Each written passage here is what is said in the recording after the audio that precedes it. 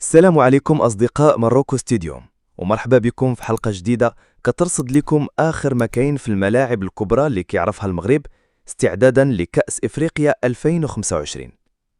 اليوم غادي ناخدوكم معنا في زيارة حصرية لمشروعين كبار واللي غادي يكونوا واجدين في الأيام الجاية: ملعب الأمير مولاي عبد الله في العاصمة الرباط، وملعب بن بطوطة في طنجة.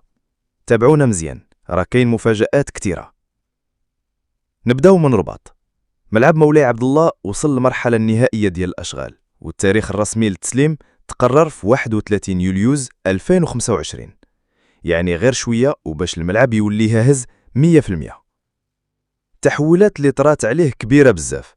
السقف الحديدي العصري دوزو دابا كيغطي المدرجات كاملة بالضبط. الملعب جديدة وبألوان متناسقة اصلا كان والمنطقة المخصصة لكبار الزوار، واليوم كيعيش واحد الورش كبير باش يوصل كيخلي للمستوى الرؤية اللي واضحة كيطلبوا بجودة عالية. تظاهرات عالمية. أما من ناحية التكنولوجيا، الموعد اللي فتم تحدد دمج نظام صوتي هو متطور 15 غشت شاشة 2025 عملاقة بجودة أي تونيكا أسبوعين من بعد الرباط. وإضاءة LED العمل اللي كيركز كتضوي بزاف الملعب بشكل على فني تركيب الهيكل واقتصادي الحديدي في آن الضخم واحد للسقف، بمعنى اللي آخر كتم عملية الرباط غادي تركيبه يكون عندها ملعب بدقة متناهية بالمواصفات العالمية وبرافعات ديال عملاقة، واللي كيغطي المدرجات بلا ما يحجب الرؤية.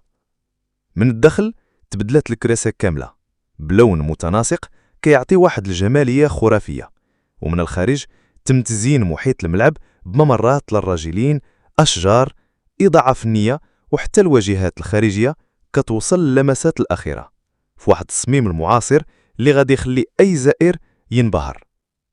هاد المشاريع ماشي غير تجديد، بل هي خطوة استراتيجية في مسار استعدادات المغرب لكأس إفريقيا 2025، وكتمثل رؤية واضحة للاستثمار في البنية الرياضية ومنافسات كبار الدول الإفريقية وحتى العالمية.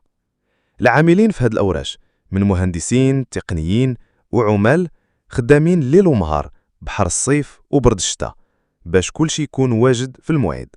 والتنسيق بين الفرق التقنية مغاربة وأجانب كيخلي كل خطوة محسوبة ومضبوطة.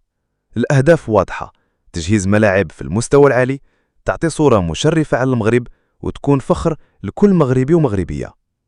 وصلنا لنهاية الفيديو، وخليوا لنا في التعليق شنو رايكم في التطورات اللي ولات كتشوفوها.